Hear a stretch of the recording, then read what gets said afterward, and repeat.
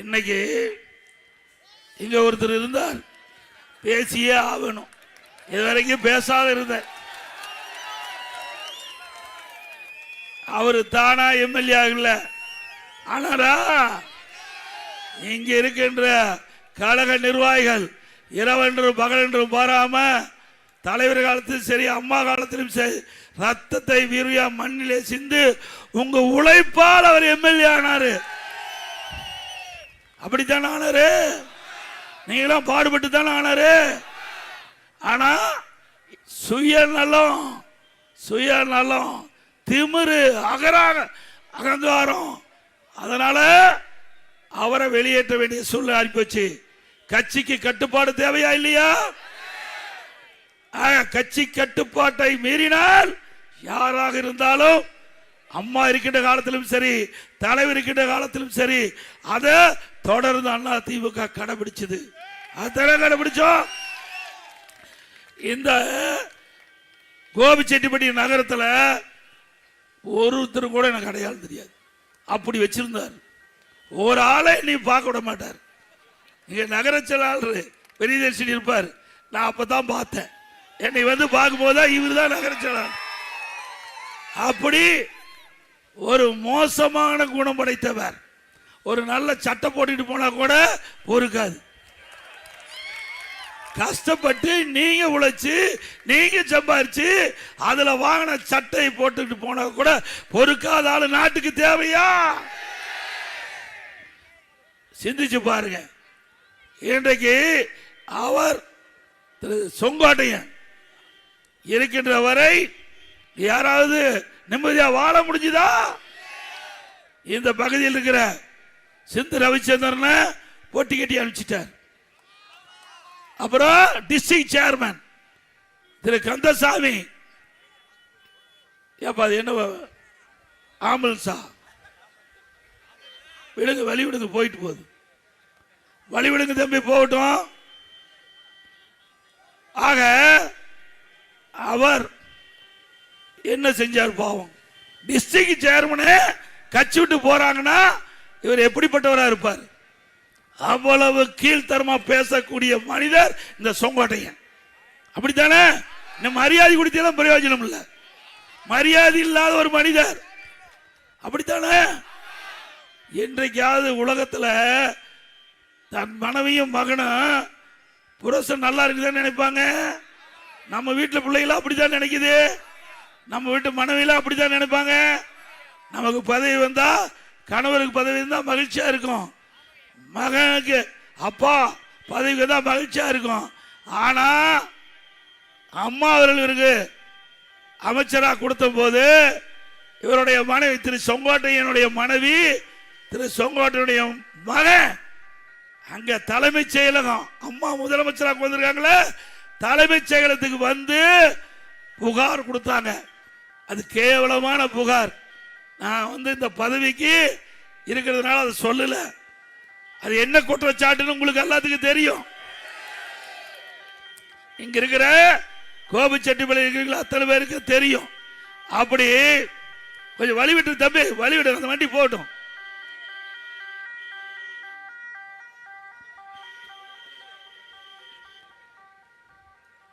ஆக ரெண்டு பேரும் நான் கீழே தான் இருக்கிறேன். செங்கோட்டையனுடைய மனைவி அவர்களும் அவருடைய மகனும் போய் அம்மா கிட்ட பேசினாங்க. பேசிக்கிட்டு படிக்கிறது கீழே இறங்கி பதவி போயிட்டு பதவி உருட்டு விட்டாங்க.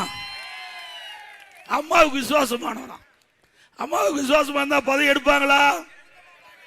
யாரு கம்ப்ளைண்ட் பண்ணது?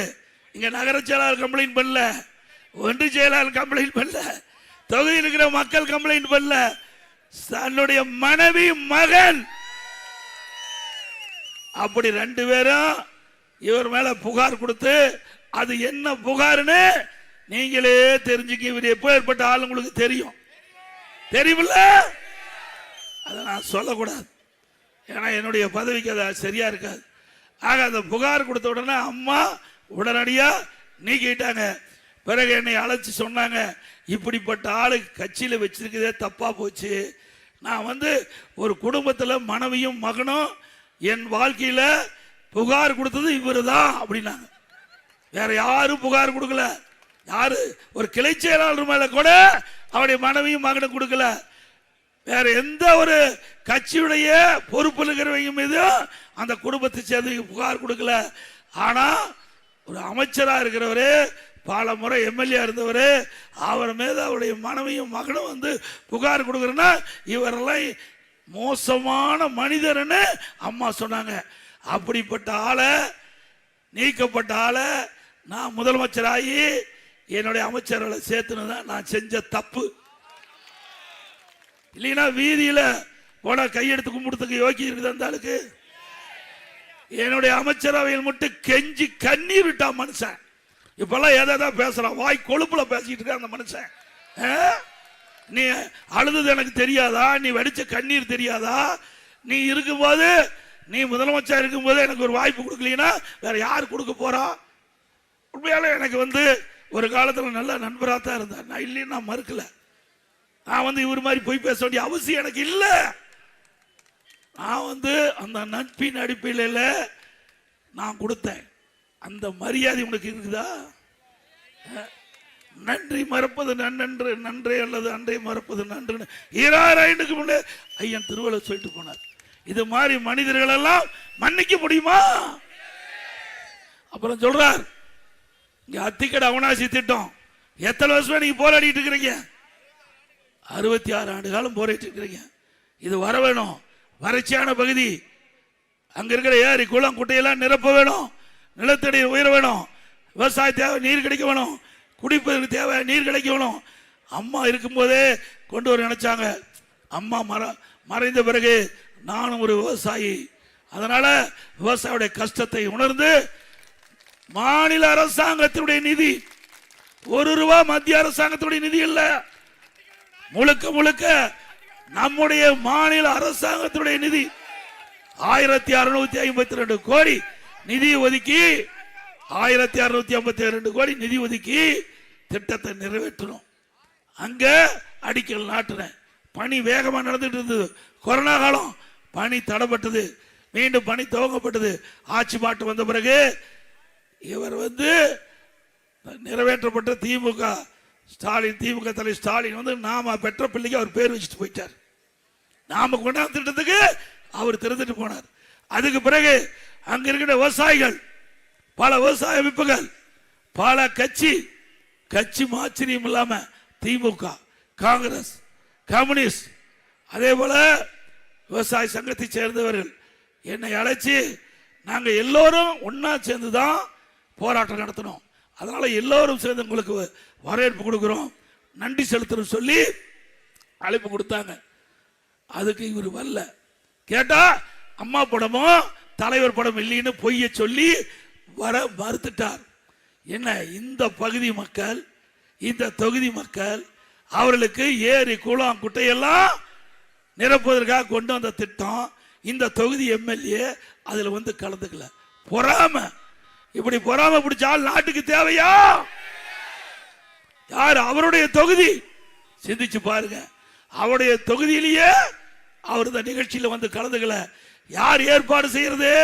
எதிர்கட்சிகள், எதிர்கட்சி சேர்ந்த தலைவர்கள் ஏற்பாடு பண்ணிக்கிட்ட கூட்டம். அவருக்கு இருக்கின்ற உணர்வு கூட உனக்கு இல்லையே. அவருக்கு இருக்கிற உணர்வு கூட இல்லையே.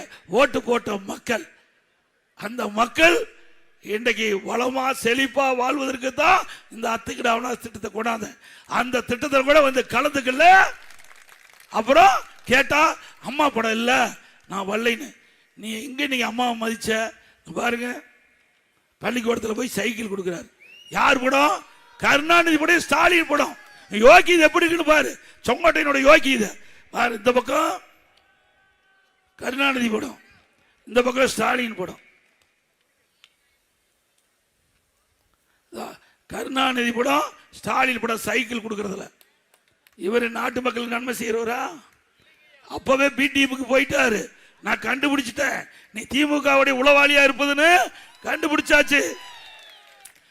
என்னைக்கு திரு கருணாநிதி படத்தையும் திரு ஸ்டாலின் படத்தையும் போட்டுட்டு போய் நீ விலையில்லா சைக்கிள் மாணவி கொடுத்தியோ, அப்பவே உன்னுடைய முகத்தை கண்டுபிடித்து விட்டோம். நீ சரியான ஆள் இல்ல, அண்ணா திமுக விசுவாசி இல்ல, அண்ணா திமுக உள்ளே இருந்து குழி தோண்டி புதைக்கின்ற ஒரு உளவாளியாக இருக்கிறது கண்டுபிடிக்கப்பட்டு விட்டது. ஆகவேதான் அடிக்கடி ஸ்டாலின் சந்திக்கிறது. சட்டமன்றத்தில் ஒரு வார்த்தை கூட திமுக ஏத்து பேசுறதே கிடையாது. திமுகவை ஆக மனசுக்குள்ள இருக்கிறதெல்லாம் இப்ப கக்கிட்டு இருக்காரு. இவரை வச்சிருக்கலாமா? நல்லா சத்தமா சொல்லுங்க. ஆக இப்படிப்பட்ட ஆள் மன்னிக்க முடியாத ஆள். இவருக்கு ஓட்டு போட்டு அந்த ஓட்டை பெற்று தந்தவர் நீங்க தானே ஓட்டு போட்டு அவரை ஜெயிக்க வச்சீங்க. உங்களுக்கு விசுவாசமா இருக்கணும்ல. இப்ப எங்க போயிட்டாரு? அங்க போய் துண்டை அணிவிக்கிறாரு. கேவலம் துண்டை போய் வாங்குறாரு. இப்ப யாரு போட்டா வச்சிருக்காரு?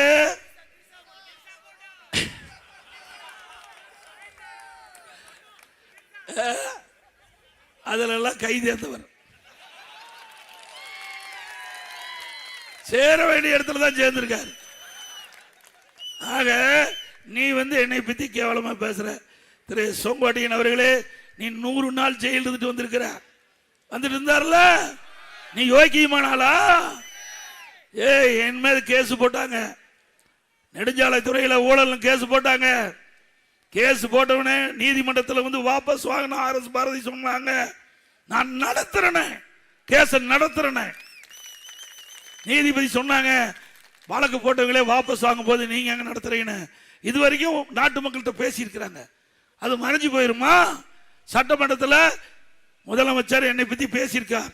எடப்பாடி பழனிசாமி நெடுஞ்சாலைத்துறையில் ஊழல் பண்ணியிருக்கான்னு பேசி பதிவாயிருக்குது. அதை நீக்க முடியுமா? அதனால நான் நடத்துறேன். மடியில கனமில்ல, வழியில பயம் இல்ல, நான் நீதிமன்றத்தை சந்திக்கிறேன். அப்ப நீதிபதி அவருடைய சேர்ல சொன்னார், இந்தியாவிலேயே வழக்கை ஒரு தலைவர் வழக்கை நடத்துகிறார் என்று சொல்லுகின்ற ஒரே நபர் உங்களுடைய தலைவர் சொன்னார். அப்படி வழக்கை நடத்தி நிரபராதியின் உங்க முன் நிற்கிறேன். செங்கோட்டையன் அவர்களே, சிந்திக்க வேணும் என்று நாக்கு இருக்குது, வாக்கு பேசுனே, அசிங்கமா போய் ரோட்டில் நடக்க முடியாது. அத்தனை ஆதாரத்தை வச்சிருக்கிறேன். சும்மா நினைச்சிட்டு இருக்கேன். முதலமைச்சர் இருக்கும்போது நீ போட்ட ஆட்டமெல்லாம் எங்களுக்கு தெரியும். எல்லா ஆட்டமும் தெரியும் தேம்பா.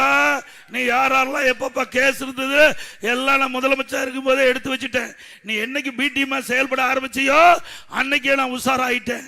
இன்னைக்கு எப்படியா இருந்தாலும் இந்த அண்ணா திமுகவை வீழ்த்துவதற்கு திமுகவோட கூட்டு சேர்ந்து சதி செய்யறன்னு எனக்கு தெரியும். அதனால ஜாக்கிரதையா நீங்க பேசணும். ஆனா ஆட்சி மாறும், காட்சி மாறும். ஆட்சி மாறுகின்ற பொழுது நீ தாக்கு பிடிக்க முடியும். உன்னை பத்தி எனக்கு நல்லா தெரியும், எப்படிப்பட்ட ஆள்னு நல்லா தெரியுமில்ல. எங்காச்சும் சவுண்ட் கொடுத்து பேசினா கிட்ட கூட போக மாட்டார். போவாரா?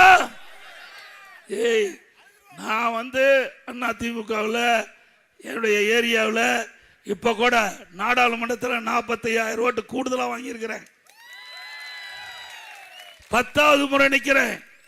10வது முறை நின்று 45,000 ஓட்டு. 2024 நாடாளுமன்ற தேர்தல், 2021 சட்டமன்ற தேர்தல், 9வது முறை நிற்கும் போது 10வது முறை நிற்கும் போது 94,000 ஓட்டு வித்தியாசம் ஜெயிச்சிருக்கிறேன்.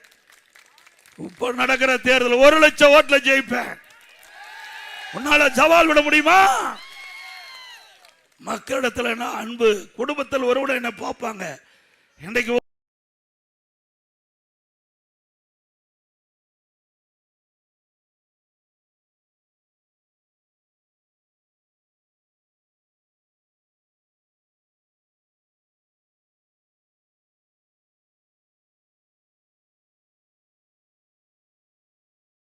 ஒவ்வொரு குடும்பத்திலையும் என்னை ஒரு குடும்பத்தில் ஒருவனாக பார்த்து என்னுடைய தொகுதி வாக்காளர் மக்கள் எங்களுக்கு இந்த வாய்ப்பை கொடுப்பாங்க.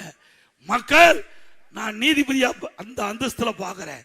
என்னுடைய மக்களை நீதிபதி அந்தஸ்துல பார்க்கிறேன். உன்னுடைய மக்களை அடிமையா பார்க்கிறேன். உன்னுடைய மக்களை அடிமைத்தனமா வச்சிட்டு இருக்கிற. எங்களுடைய ஒன்றியச்சால், நகரச்சால், பேரூராட்சியால் தனி சுதந்திரமா செயல்படுவாங்க. யாருடைய கட்டுப்பாட்டிலும் கிடையாது. இங்க அப்படியா இருக்குது?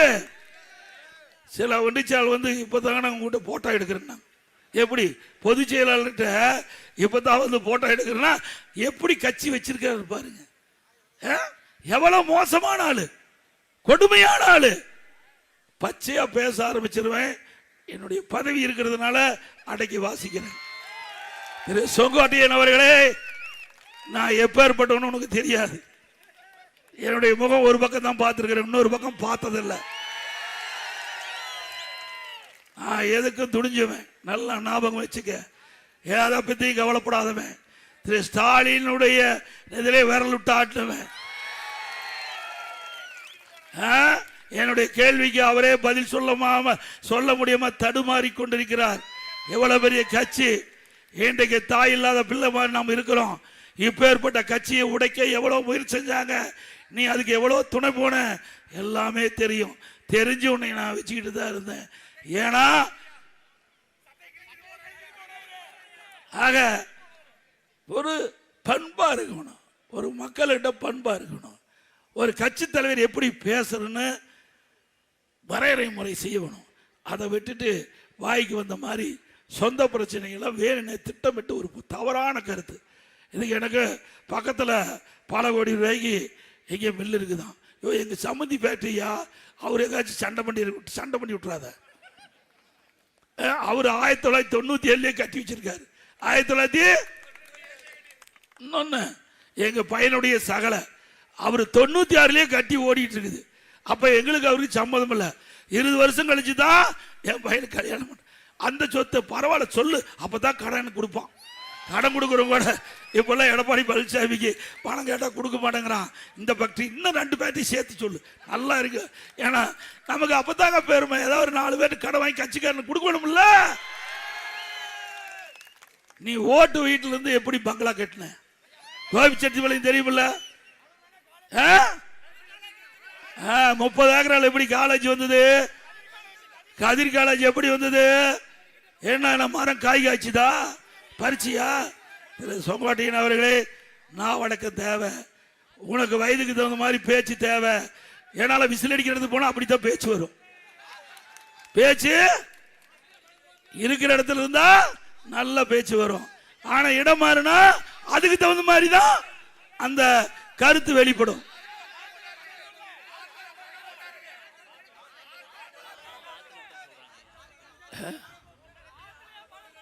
ஆமா, பணம் பிடிக்க வந்து ஆத்துல விட்டுட்டாங்கிறாங்க. அவ்வளவு பணம் மிஞ்சி போய் கிடக்குது. ஆனா ஒருத்தருக்கு ஒரு பைசா தர மாட்டார். ஒரு டீ கொடுப்பார், எல்லாம் போனா டீ கொடுப்பார். அது ஆளை போல டீ கொடுப்பார். நல்லா வெள்ளை சட்டை போட்டு பணக்காரன் இருந்தா அதுக்கு ஒரு டீ, அதுக்கு ஒரு இருந்தா அதுக்கு ஒரு டீ கொடுப்பாரு. இவரை பத்தி தெரியும். இவரு யாராவது ஒருவரையாவது கட்சியில் சேர்த்திருக்காரா? இன்றைக்கு ஈரோடு மாவட்டத்தில் இவரால் வெளியேறினீங்க தான் அத்தனை பேரும். யாரு? திரு முத்துசாமி இவருடைய நிதி பொறுக்க முடியாது, வெளியே போயிட்டார். இப்படி பல பேர் இந்த மாவட்டத்தில். சிந்து ரவிச்சந்திரன், அப்புறம் மாவட்ட டிஸ்ட்ரிக்ட் சேர்மன் தோப்பு வெங்கடாச்சலம், அவரும் இப்படியெல்லாம். இவர் யாரையும் வளர விட மாட்டார். நான் தான் ஏற்கனவே சொன்ன, ஒரு நல்ல சட்டை போட்டுட்டு போனா கூட பொறாமப்படுற மனுஷன் எப்படி பாரு, சிந்திச்சு பாருங்க. ஆக இந்த தேர்தலில் ஒவ்வொரு ஓட்டும் முக்கியமான ஓட்டு. இப்படி மக்களை உதாசனப்படுத்துகின்ற மனிதர் தேர்தலில் போட்டிடுறாரு. அவருக்கு வாக்களிப்பீங்களா? நல்லா சிந்திங்க. நான் விளையாட்டா சொல்லல. 9 தரம் என்ன 10 தரம் என்ன கிழிச்ச அந்த பக்கம் கோபிச்செட்டிப்பாளையத்தில் என்ன செஞ்சாரா? புறவழிச்சாலை நான் எடுத்து தரேன், கண்டுக்கவே இல்லை. புறவழிச்சாலை இன்றைக்கு இந்த நகரத்தில் போக்குவரத்து நெரிசல் அதிகமாக இருக்குது, அமைக்கணும்னு சொன்னார். நான் எடுத்து கொடுக்குறேன், நடவடிக்கை எடுக்கினாரு. ஒன்றுமே இல்லை, அப்படியே கிடப்பில் போட்டாங்க. அதிமுக ஆட்சிக்கு வந்தா கோபிச்செட்டிப்பாளையம் இன்றைக்கு பிரம்மாண்டமான பகுதி ஆக்குவேன், சொன்னதை செய்வேன். இவர் மாதிரி போய் பேசி வாழ வேண்டிய அவசியம் இல்லை. அப்புறம் பணக்காரனை பார்த்தா தான் பேசுவார், சாதாரண ஆளை பார்த்தா பேச மாட்டார். நான் எப்போ போனாலும் பார்ப்பேன், எனக்கு அவரு தெரியும் இவரு தெரியுமா, இங்க இருக்குன்னு சொல்ல மாட்டார். கோபிச்செட்டிப்பாளையம் தொகுதியில் இருக்கிறவங்க சொல்ல மாட்டார். எனக்கு கோயம்புத்தூர் அந்த பணக்காரன், திருப்பூர்ல அந்த பணக்காரன் அப்படின்னு தான் சொல்லுவார். ஆனா இவர் ஓட்டு போட்டு தேர்ந்தெடுத்த மக்கள் ஓட்டுக்காக கஷ்டப்பட்ட பொறுப்பாளரை பத்தி வாயே திறக்க மாட்டார். திறந்திருக்காரா? ஒரு நாளாவது உங்களை புகழ்ந்து பேசியிருக்காரா? என்னுடைய பகுதியில் கட்சிக்காக உழைக்கின்றவங்க பல முறை சேர்மன் ஆகியிருக்காங்க. நான் தலையிடுறதே கிடையாது. ஒரு கவுன்சிலர் கூட நான் தலையிட மாட்டேன். அவகிட்டே ஒப்படைச்சிருவேன். ஒன்றிச்சாலும் நகரச்சாலும் அவையிலே ஒப்படைச்சிருவேன். நீங்களே பாருங்க, இது உங்க கட்சி, இது உங்களுடைய கட்சி. எனக்கு பொதுச்செயலாளர் பதவி கொடுத்திருக்காங்க. என்னுடைய பதவியை நான் பார்க்கிறேன். ஒன்றிச்சா பதவி ஒன்றிச்சா பாருங்க, நகரச்செயலாளர் நகரச்செயலாளர் பாருங்க, பேரூராட்சி பேரூராட்சி, மாவட்ட சார்பணி பொறுப்பாளர் அவருடைய பதவி பாரு அப்படின்னு சுதந்திரமா விட்டுக்கிறேன். அது மட்டும் இல்ல, எங்களுடைய சேலம் மாவட்டம் முழுவதும் 11 இடம் 10 இடத்துல நான் ஜெயிச்சு கொடுத்தேன். முன்னால அந்தியூர் கொடுத்தேன். அந்தியூர் இவர் ரெக்கமெண்டேஷன் தான் கொடுத்தேன். 1000 ஓட்டுல தோத்து போயிட்டான். போய் பார்த்தியா? ஓட்டு கேட்டியா? ஏன்னா நீ போனவே இருக்கிற ஓட்டு போயிடும். நீ போய் தலை காட்டினாவே போடுற ஓட்டு போட மாட்டாங்க. அப்படி ஈரோட்டில் நான் தான் சூறப்புளிங்கிற ஈரோட்டில் இந்த மாவட்டத்தில் நீங்க தானே அதிக நாள் மந்திரியா இருந்தீங்க. எத்தனை தொகுதி கடந்த முறை ஜெயிச்சு கொடுத்தீங்க? எத்தனை தொகுதி ஜெயிச்சு கொடுத்த நீ? இன்னைக்கு அங்க டவுன்ல எல்லாமே அவுட். சிந்திச்சு பாருங்க. இதே அண்ணா திமுக எங்களுடைய சேலம் மாவட்டம் 11 தொகுதியில் 10 தொகுதி 2021ஆம் ஆண்டு ஜெயிச்சு கொடுத்தோம். இப்ப சொல்றேன், எப்போதும் 2026 அண்ணா திமுக 11க்கு 10 இடத்துல நான் ஜெயிக்கிறோம். உங்களால உன் தொகுதியில் நீ ஜெயிக்க முடியுமான்னு பாரு. இது சொங்காட்டையன் அவர்களே, உங்க தொகுதியில் நீ ஜெயிக்க முடியான்னு பாரு. சொங்காட்டையா, விளையாட்டு நினைக்காத. உனக்கெல்லாம் மரியாதை கொடுத்து பிரயோஜனமே இல்லை. மரியாதை கொடுக்க வேணுமா? மரியாதை கொடுக்க தகுந்தாளா? என்னைக்கு சிறுமியா பேச ஆரம்பிச்சியோ அன்னைக்கு அப்படி செல்வாக்கு இழந்துட்டார்ல. ஆக வேண்டுமென்றே திட்டமிட்டு நீ அரசியல் ரீதியா பேசுனா பதில் சொல்ல தயார். அதை விட்டுட்டு தனிப்பட்ட முறையில பேசுனா நிறைய இருக்குதுங்க. டிவியில போட்டு விட்டுருவேன். கோபியில நடமாட முடியாது. இந்த வீதியில, கோபி வீதியில அத்தனை பேர் காரி துப்பிடுவாங்க. ஞாபகம் வச்சுக்க. விளையாட்டா நீ நினைச்சிடாத. என்னைக்கு வீக்கில் தான் சேனை எடை போட்டுறாத. நான் முதலமைச்சர் இருக்கும் போது யாரெல்லாம் என்னென்ன பண்ணீங்கன்னா எல்லாமே அப்பவே வச்சிருக்கிறேன். அதுக்கு மிந்தி நீ என்னென்னலாம் ஆட்டம் போட்டேன்னு அத்தனையும் எல்லாமே இருக்குது.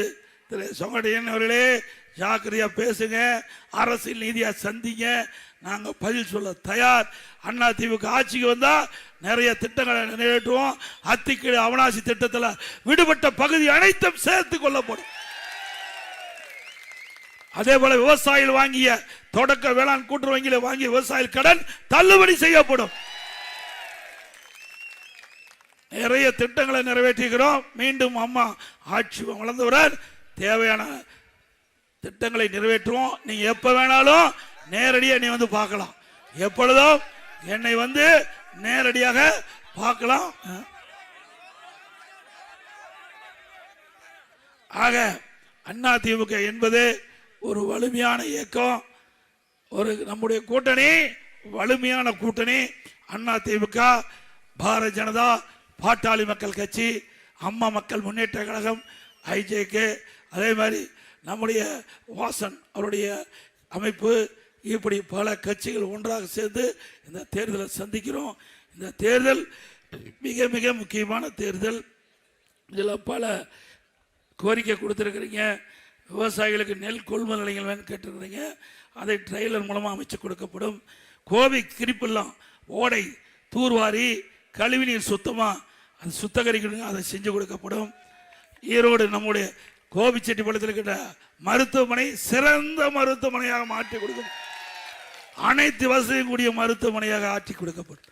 இந்த கோபி சட்டமன்ற தொகுதி நிச்சயமாக என்னுடைய எடப்பாடி சட்டமன்ற தொகுதியோட கூடுதலான வசதி நாங்கள் செய்து கொடுத்தோம்.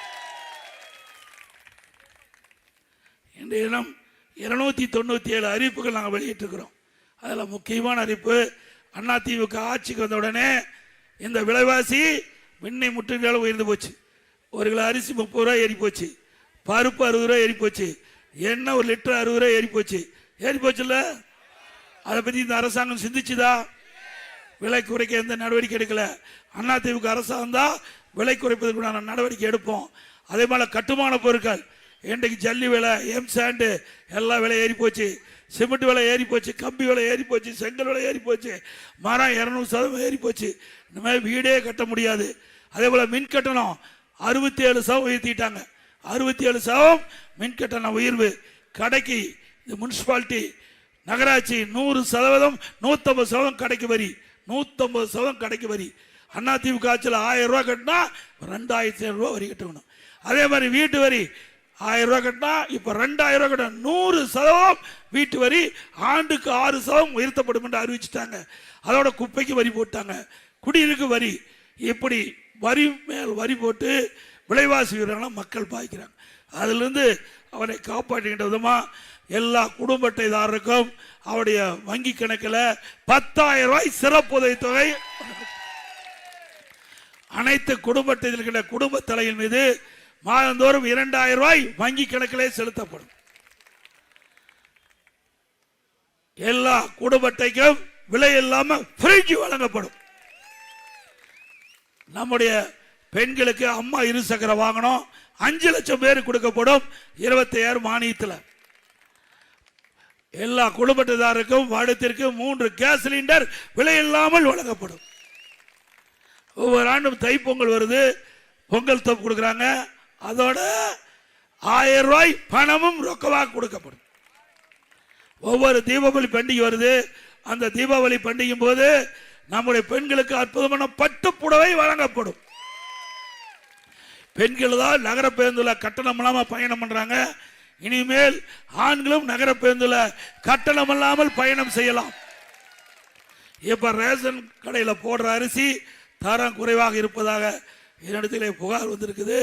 அதிமுக ஆட்சி அமைந்த உடனே ரேஷன் கடையிலே போடப்படுகின்ற அந்த விலையெல்லாம் அரிசி கடையில் வாங்குற அரிசி மாதிரி நம்பர் 1 அரிசி போடப்படும். ரேஷன் கடையில் எத்தனை ஆயிரம் கோடி செலவானாலும் அதை பத்தி கவலை இல்லை. ஏழைகளுக்கு ரேஷன் கடையில் வழங்கப்படுகின்ற அரிசி தரமான அரிசி. இன்றைக்கு கடையில் வாங்குற அரிசி விட தரமா இருக்கும்.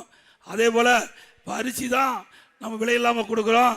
இனி பருப்பு விலை இல்லாம கொடுக்கப்படும், எண்ணெய் விலை இல்லாம கொடுக்கப்படும் ரேஷன் கடையில். அதே போல மாற்றுத்திறனாளிகள் வாங்கிய கடன் தள்ளுபடி செய்யப்படும். இந்த நகரத்தில் கடை ஓரமாக வச்சிருக்கிறாங்க, சிறு சிறு கடை, அவர் கூட்டுறவு வங்கியிலே கடன் தள்ளுபடி செய்யப்படும். அதோட அம்மா இல்லம் இன்றைக்கு ஜாதி மதம் கிடையாது. ஏழைகள் இருந்தா, வீடு இல்லாமல் இருந்தா அவர்களுக்கு அதிமுக ஆட்சியில் அற்புதமான கான்கிரீட் வீடு ஏழைகள் அனைவரும்